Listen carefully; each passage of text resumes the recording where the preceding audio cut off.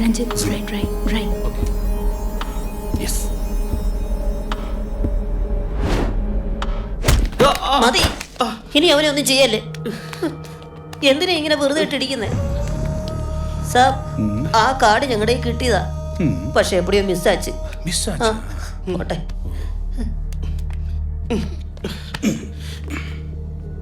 அதோட விலை அறியுமாடா தெரியுமா? സാർ, ഞങ്ങൾ അതെങ്ങനെയെങ്കിലും തിരിച്ചു തരാം. തരും തന്നിരിക്കും. ആനാ എത്ര ദിവസത്തില തരും? ഒരു കൊല്ലം. സാർ, ഒരാഴ്ച. Sir, phone. Hello, Gabriel Jonathan. എന്നാ പിന്നെ ഈ ഒരാഴ്ച ആദ്യം പറഞ്ഞാൽ പോരായിരുന്നോ? കുറച്ച് സാവകാശം കിട്ടുമോ നോക്കിയതാ. സാവകാശം കിട്ടാൻ ഇതെന്നടാ, ബാങ്ക് ലോണാണോ? तुझे आधे घंटे में मेरे सामने देखना चाहता हूँ. ഷോ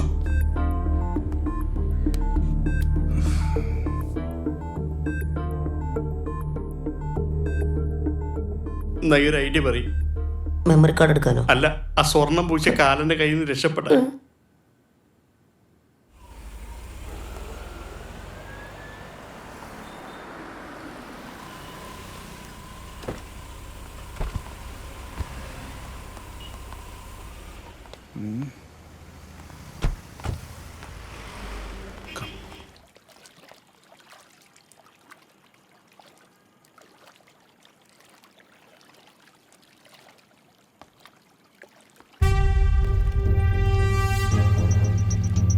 गब्रियल, आइए.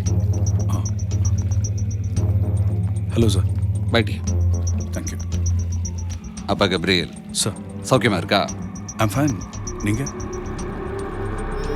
Cool but not so good.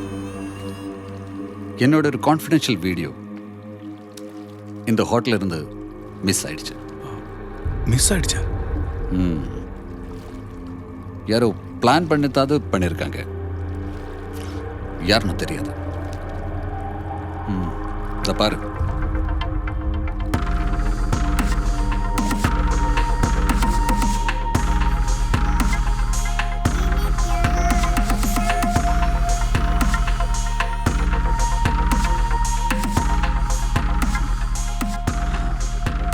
Gabriel, sir, எப்படியாவது எனக்கு அந்த மெமரி கார்டு திருப்பி வேணும். எனக்கு வேண்டது அந்த கார்டு மட்டுமில்லை, இந்த ஆப்ரேஷனுக்கு பின்னாடி யார் இருந்தாலும் எனக்கு அவனை வேணும். பண்ணல சார், ஆனால் ஐ நீட் சம் டைம். ஏய், இதெல்லாம் ஃபியூச்சர்டா, கரியர் பிரச்சனைடா. ஏதாவது இம்மீடியட்டா பண்ணலன்னா ஐ வில் பி டூம்ட். இதை பாரு, உனக்கு எவ்வளவு பணம் வேணாலும் நான் தருவேன். Do this for me. Okay sir, I will definitely do it. நான் பண்ணித்தரேன் sir. Thank you Gabriel. So it's all up to you. Yeah, sure. Follow. Sir.